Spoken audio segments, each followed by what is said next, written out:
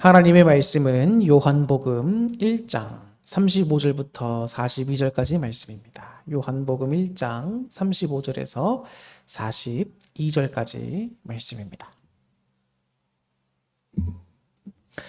또 이튿날 요한이 자기 제자 중 두 사람과 함께 섰다가 예수께서 거니심을 보고 말하되 보라 하나님의 어린 양이로다.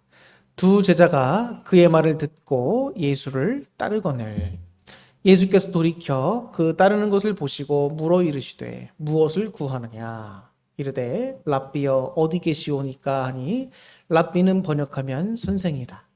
예수께서 이르시되 와서 보라. 그러므로 그들이 가서 계신 데를 보고 그날 함께 거하니 때가 10시쯤 되었더라. 요한의 말을 듣고 예수를 따르는 두 사람 중에 하나는 시몬 베드로의 형제 안드레라. 그가 먼저 자기의 형제 시몬을 찾아 말하되 우리가 메시아를 만났다 하고, 메시아는 번역하면 그리스도라.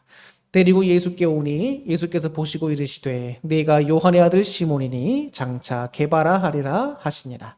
게바는 번역하면 베드로라. 아멘. 할렐루야.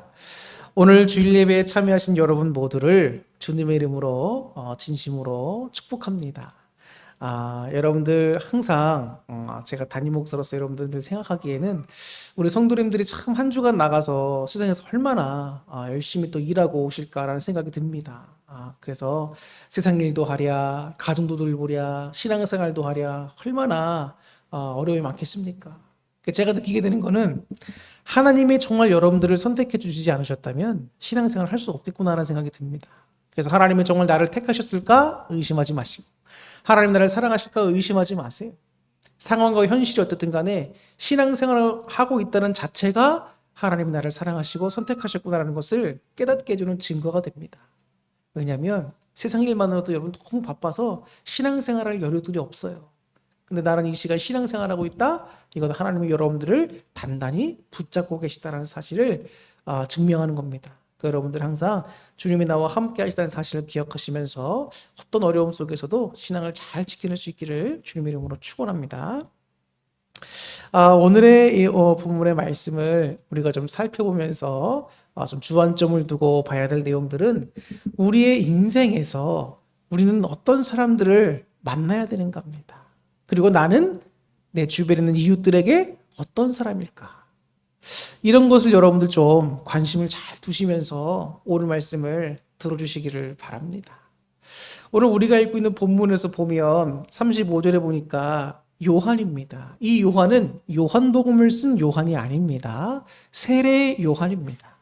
예수님의 오시기에 앞서서 예수님의 길을 미리 준비했던 자, 그가 바로 세례 요한이죠.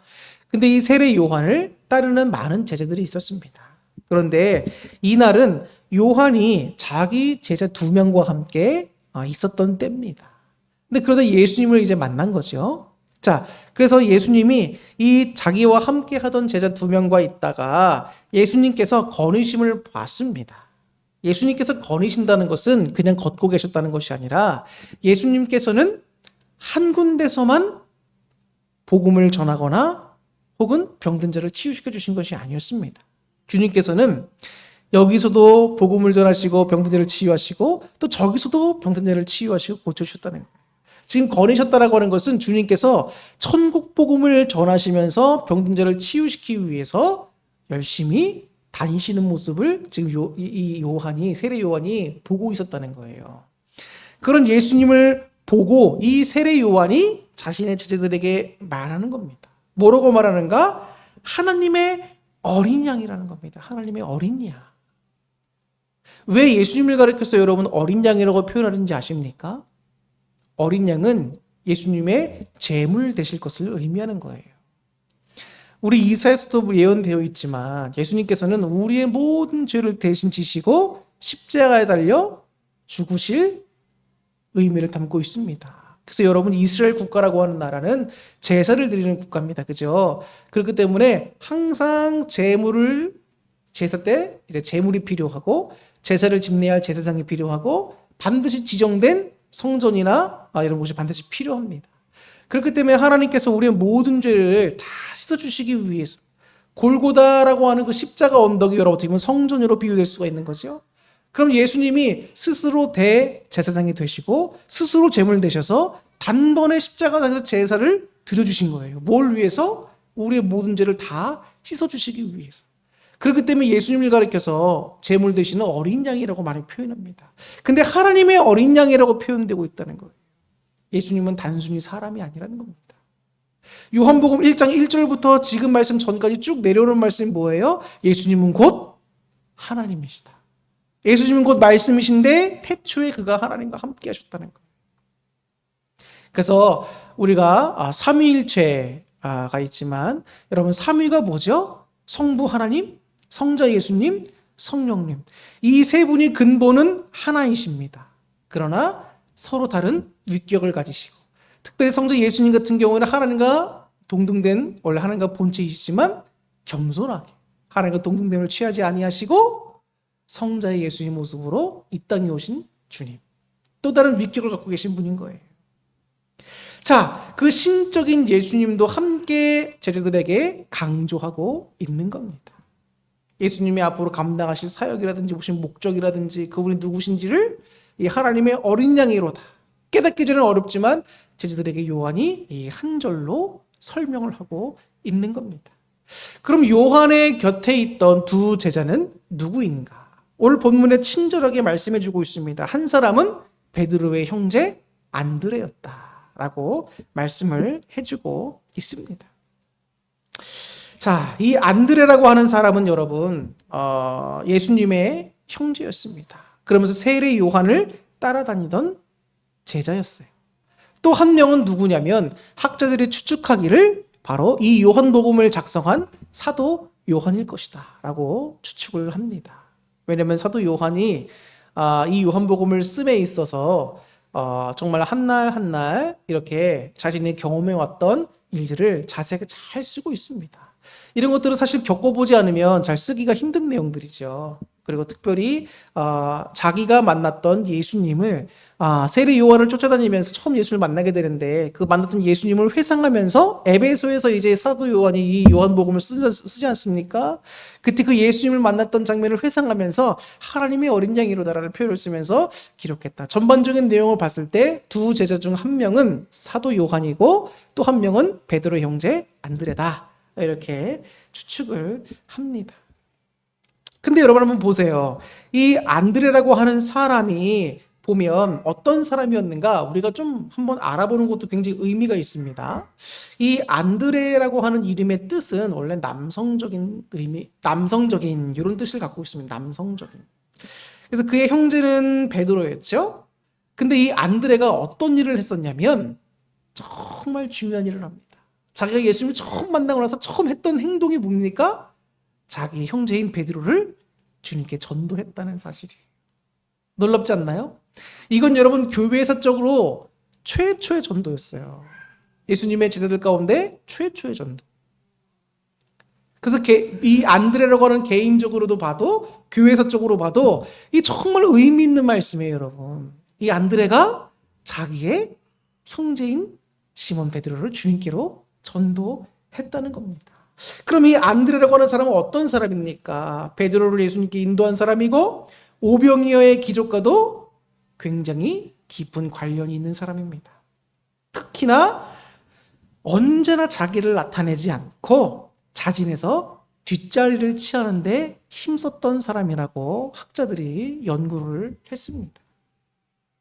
이 안드레가 중시한 것은 뭡니까? 예수님과 함께 있는 것, 그리고 가능한 대로 주님을 위해서 헌신할 기회를 많이 가지는 것이었습니다.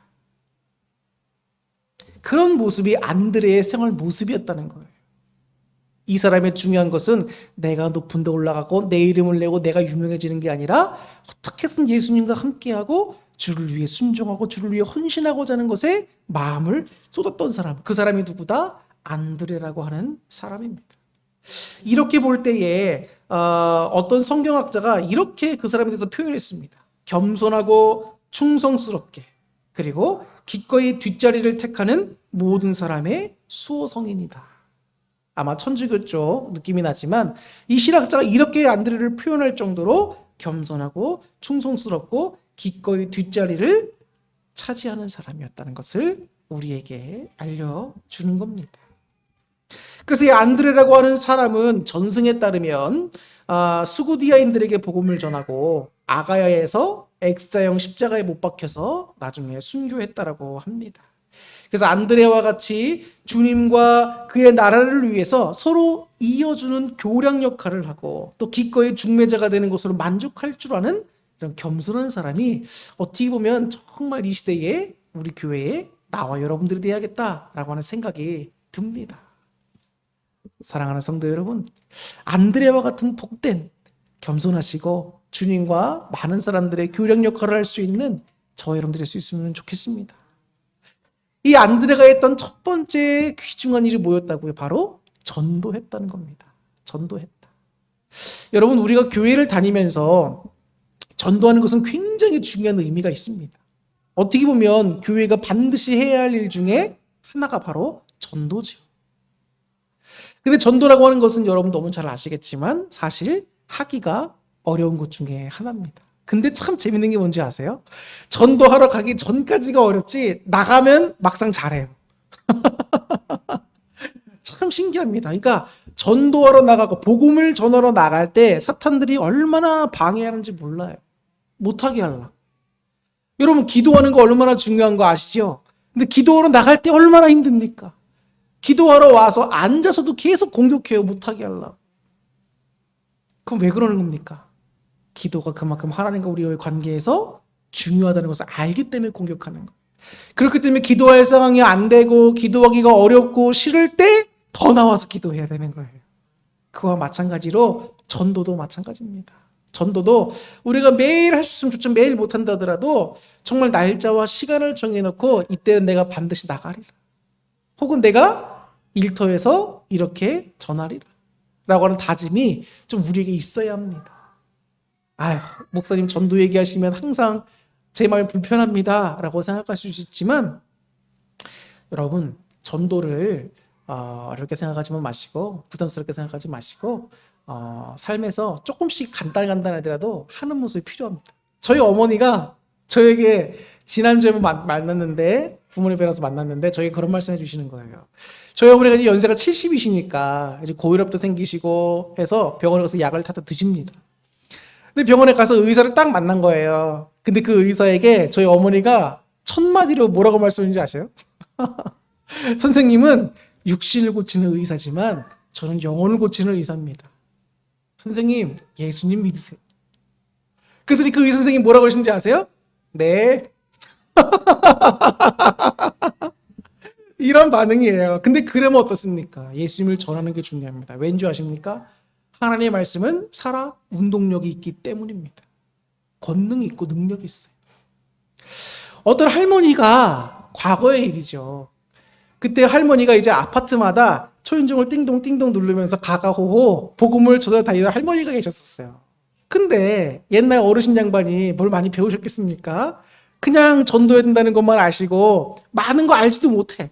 그냥 목사님이 전도해야 된다니까 그 뜨거운 열정 가지고 신앙을 가지고 가가호호 띵동띵동 누르면서 전도하러 다니시던 분이었어요.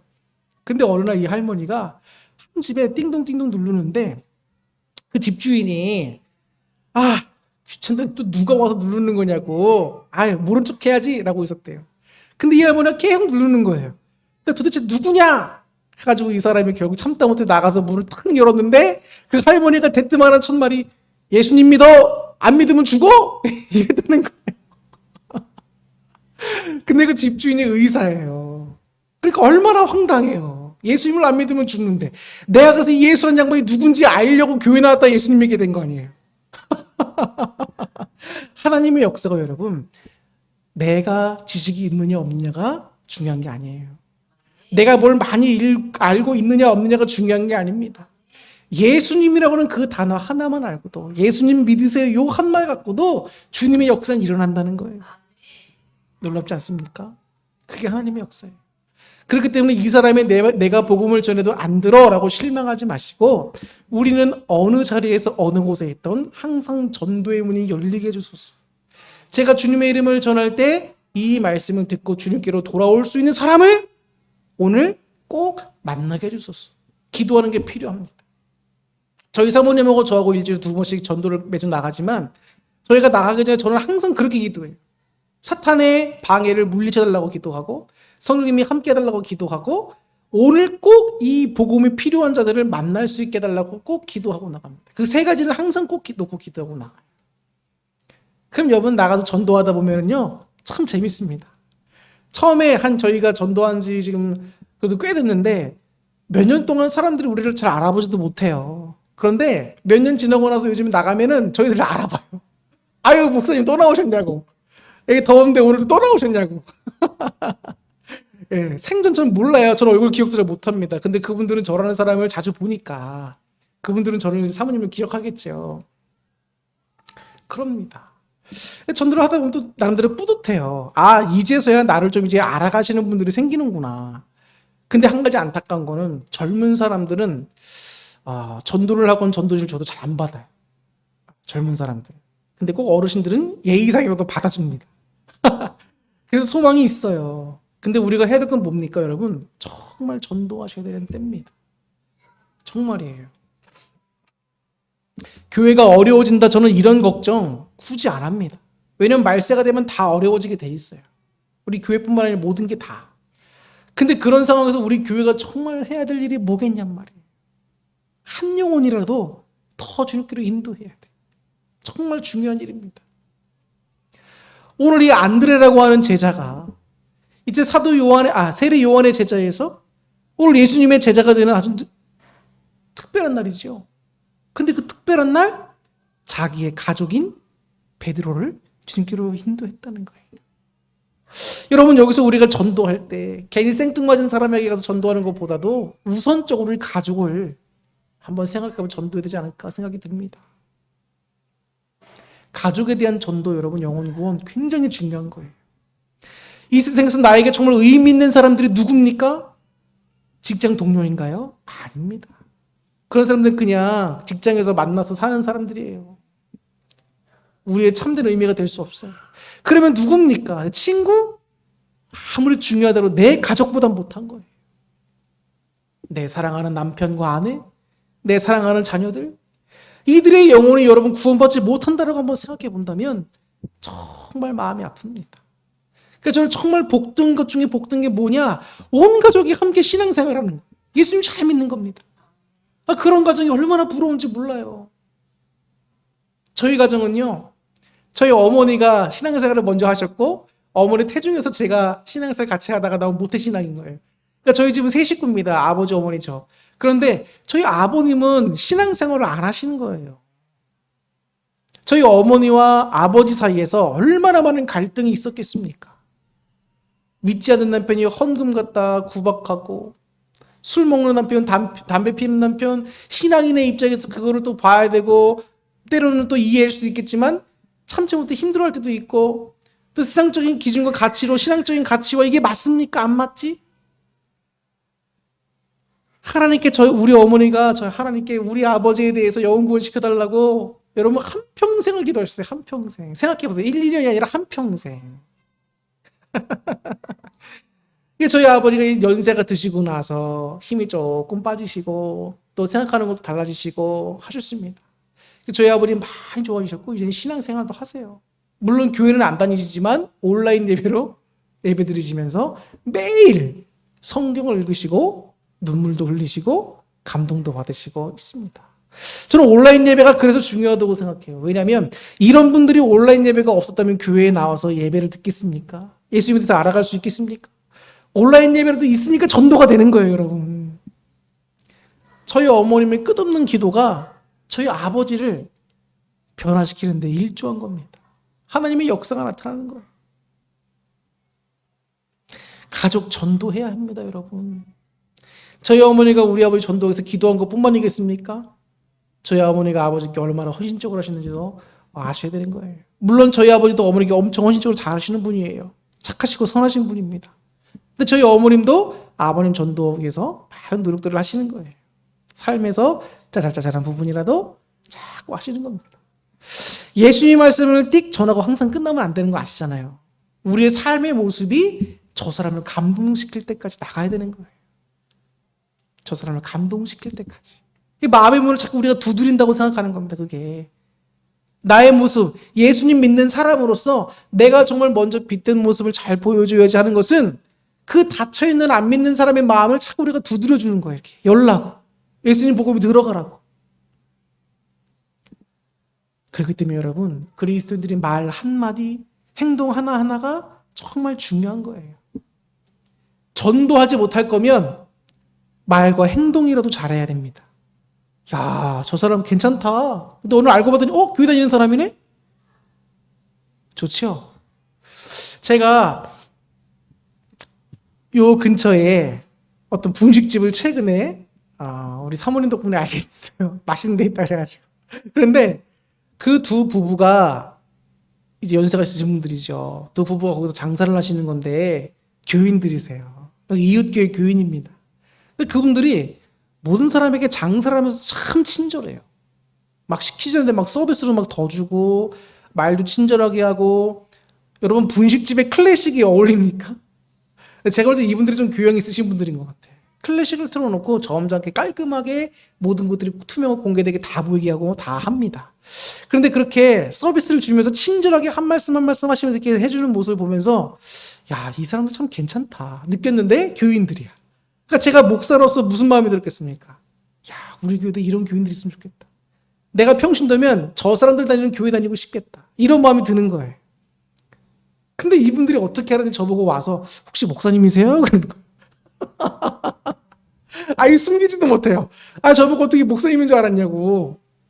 몇 번 안 가봤는데. 근데 저보고 목사님이세요? 그러는 거예요. 그래서 거짓말할 수도 없고.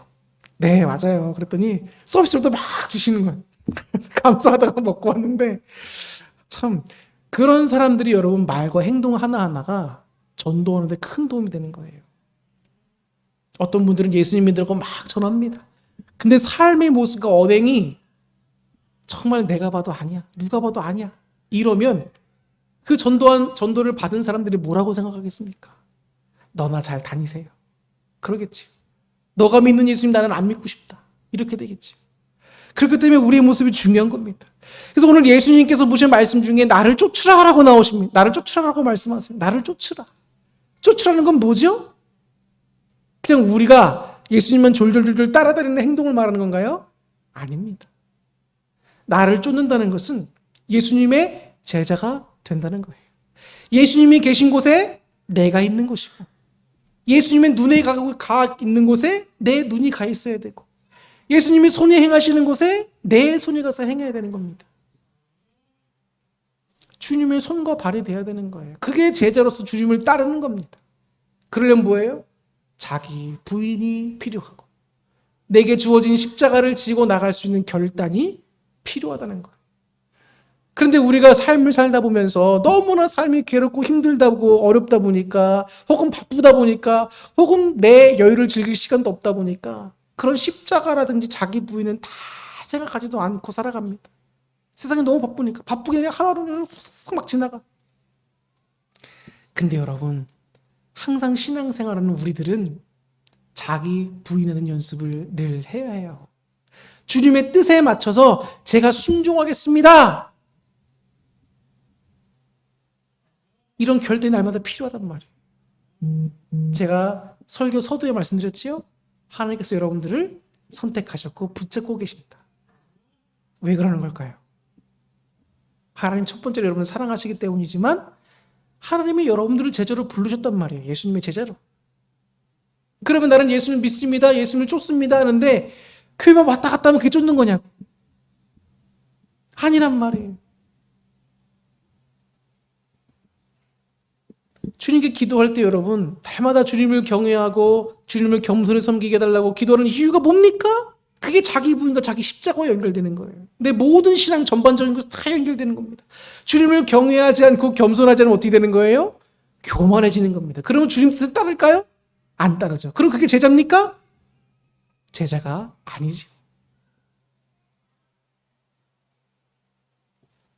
여러분, 이후에 있는 말씀들을 우리가 나누진 않았지만 쭉 밑에 보다 보면은 안드레가 베드로를 전도한 이후에 또 어떤 일이 있냐면 이제 빌립이라고 하는 사람이 예수님께서 부르십니다. 나를 따르라 라고 말씀하시는 거예요. 나를 따르라. 예수님께서 빌립이라는 사람을 부르셨어요. 자, 그리고 빌립이 또 누구를 전도합니까? 나다니엘이라고 하는 사람을 전도합니다. 나다니엘은 여러분 공관복음에 보면 예수님의 제자로 소개될 때에 바돌로메라고 하는 이름으로 소개됩니다. 바돌로메가 나다니엘이에요. 근데 나다니엘이 본명입니다. 바돌로메라고 하는 것은 나다니엘의 별명 같은 거예요. 그래서 바돌로메에서 맨 앞 글자 바라고 하는 것은 누구누구의 아들이라는 뜻입니다. 그러니까 돌로메의 아들이 바로 나다니엘이라는 거예요. 그래서 나다니엘과 바돌로메는 동일 인물입니다. 근데 빌립이 예수님의 따르게 되고 제자가 되면서 첫 번째로 또 한 게 뭐라고요? 나다니엘을 전도한 겁니다. 가족은 아니에요. 근데 그를 주님께 전도한 거예요. 우리가 가족 전도하는 것뿐만 아니라 더 넓게 나가서 모든 사람들을 대상으로 전도를 해야 되는 이유도 성경에서 그 원리를 우리가 알 수도 있는 부분입니다. 예수님의 제자가 되면서부터 요한복음에서는 특별히 예수님의 제자가 됐다? 그 다음에 바로 뭘 해요? 전도하는 게 소개돼요. 전도하는 게. 공관복음엔 그런 모습은 안 나오죠? 근데 요한복음에서는 예수님이 제자가 되자마자 제자들이 바로 전도하는 모습. 전 여러분들에게 전도해라 마라 오늘 이 시간에 말씀드리지 않겠어요. 성령님이 여러분들의 마음에 감동 주시는 대로 하세요. 왜냐하면 목사가 이렇게 하십시오 라고 해서 한다면 정말 좋은 거지만 안 하시는 분들이 대부분일 수도 있어요. 왜냐하면 저도 목사가 되기 전에 성도일 때 담임 목사님이 설교 석상에서 하시는 말씀 가운데 제일 부담되는 게 뭔지 아세요? 전도하는 거예요. 전도하는 거. 헌금도 아니고 전도였다니까요. 헌금이 어차피 제가 있는 수준에서 알맞게 내면 되는 거잖아요. 근데 전도는 하기 싫어도 해야 돼. 왜냐면 안 하면 다 드러나잖아. 이걸 할 수도 없고 안 할 수도 없고. 저는 성격이 되게 내성적인 사람이에요. 그래서 원래 강단 앞에 서고 누구 앞에 나가는 거 되게 저는 싫어합니다. 그냥 조용히 있는 듯 없는 듯 교회 다니고 싶은 사람이 저 같은 사람. 근데 저 같은 사람이 한두 명 있겠습니까? 교회에 많겠죠. 성격은 달라도 전도하긴 다 힘든 거예요. 근데 그런 이들을 향해서 전도하라, 억지로 끌고 나가라? 그것도 여러분 조금 그렇습니다. 신앙은 여러분 자발적으로 주를 위해 제가 하겠습니다라는 결단이 필요해요. 그래서 오늘 이 말씀을 들으면서 여러분들 전도해라 안 해라 이걸 말씀드리고 싶은 게 아니라 여러분 주님 안에서 기도하면서 결단하세요. 내가 이제는 전도자로 서리라. 안드레아와 같이 겸손하게 뒷자리에서 주님과 함께하고 주를 위해 섬기는 일에 내가 충성을 다하리라. 그것이 뭐냐는 거예요. 이름도 없이 빛도 없이 전도하는 거예요. 주를 위해 전도하는 거예요. 우리 어울림 교회가 여러분 이곳에 1993년도 4월 달에 여러분 설립됐습니다. 엄청 오래됐죠? 30년 됐어요, 여러분. 30년. 우리가 이 30년을 맞이해서 한 번 더 돌아본다면 우리가 정말 전도는 더 힘써야겠구나. 하늘을 협력하여 힘내야겠구나. 여기 지금 10월 달에 보니까 이 옆에 그 청춘초등학교 옆에 아파트들 들어서잖아요. 거기가 이제 다 들어온다고 하더라고요. 입주한다고 하더라고요. 그래서 벌써부터 이 청촌동 지역에 있는 초급화적으로 교회들이 다 기대하고 있어요. 전도하려고. 그래서 이 청촌동 지역에 있는 일부 교회들이 함께 부평구 청청동 교회 연합회를 만들었어요. 그래서 이 교회 나오고 저기서 함께 막 전도하면 교회들끼리 경쟁되고 할 수 있으니까 좀 머리를 맞은 지혜를 나누자라고 해서 그런 취지로 나왔는데 우리 교회들 거기에 일단 속해 있긴 합니다. 속해 있긴 한데 어쨌든 뭐 좋은 방향을 찾아봐야겠죠. 근데 중요한 거는 여기가 딱 입주가 시작되는 때 우리 교회도 이 아파트 입주 시기에 맞춰서 열심히 또 전도를 해야겠다 이런 생각이 듭니다. 그러니까 여러분들 항상 전도에 같이 참여해서 할 수 있으면 좋아요. 근데 상황이 그렇지 못한다? 그럼 죄책감 갖지 마시고 뒤에서 기도해 주세요. 왜냐하면 전도는 영적 전쟁입니다. 현장에 나가서 직접 우리가 싸우는 거예요, 여러분. 눈에 안 보이지만. 그렇기 때문에 기도하는 지원군이 옆에 없으면 정말 힘듭니다. 여러분 남자들은 군대를 갔다 왔기 때문에 전쟁에 대한 개념이 좋아요. 근데 전쟁을 하다 보면 여러분 아무리 애를 쓰고 힘을 내도 나와 내 전우들만의 힘으로는 이 전쟁을 감당할 수 없을 때가 옵니다. 정말 나 이제 죽겠구나. 끝났다. 그때 간절하게 기다려지는 게 뭐예요? 지원군이에요, 여러분. 지원군. 메가더 장군이 인천 상륙작전으로 와서 중공군을 몰아내고 이제 북한을 거의 끝내려고 하다시피 할 때 누가 지원군으로 북한에 왔어요? 중공군이 왔죠. 중공군이. 우리나라가 북한에 다 먹히려고 끝내려고 할 때 누가 온 거예요? 유엔이 참전했잖아요. 지원군으로. 지원군이 있느냐 없느냐에 따라서 승패가 달라지는 거예요. 저와 우리 소유사모가 전도로 나가면 여러분들이 지원군이 되어줘야 돼. 그게 뭡니까? 기도로. 때로는 물질로 지원을 해줘야 되는 거예요. 제가 이제 선원목적교회 부흥회를 강서로 가게 되지만 여기 백운역에 있는 선원목적교회에 4일 동안 강서를 하게 되는데 여러분이 지원군이 되어줘야 돼. 참여는 못하더라도 우리 목사님이 하나님께서 꼭 지켜주시고 하나님 우리 목사님을 통해서 그분들에게 하신 말씀을 잘 전하고 올 수 있도록 기도해 주시오. 꼭 기도해 주세요. 그래서 우리 교회가 놀랍게 부흥되기를 소망합니다. 제가 우리 교회가 놀랍게 부흥되기를 소망하는 이유는 단순히 이런 꽉 차고 헌금만에 들어오기 위해서가 아니에요. 정말 목사들이 여러분 세상 사람들이 드라마나 영화나 매스컴에서 목사들을 우습게 희화하고 풍자하고 막 그렇게 만들어서 돈만 밝히는 목사라고 표현해서 그렇지 여러분 목사들이 부흥을 원하는 이유는 여러분 돈이나 교세 확장이 아니에요. 하나님의 뜻이잖아. 많은 영혼들 구원하고 인도하는 게. 제발 여러분 오해하지 마세요. 어떤 한 그 보험을 저희가 들려고 했었는데 보험을 이제 그 운전자분이 들려고 했었는데 그 보험회사 직원이 그러는 거예요. 목사님들은 다 부자만 만났다고. 그런데 우리는 너무 가난하다고. 아는 거예요. 목사님들 다 부자인 거 아닙니다, 여러분. 우리는 기초로 정말 받아야 될 수 있는 월급도 못 받고 있잖아요. 기본급도 못 받는다고. 근데 이런 교회가 여러분 70%, 80% 이상이 다 되는 거예요.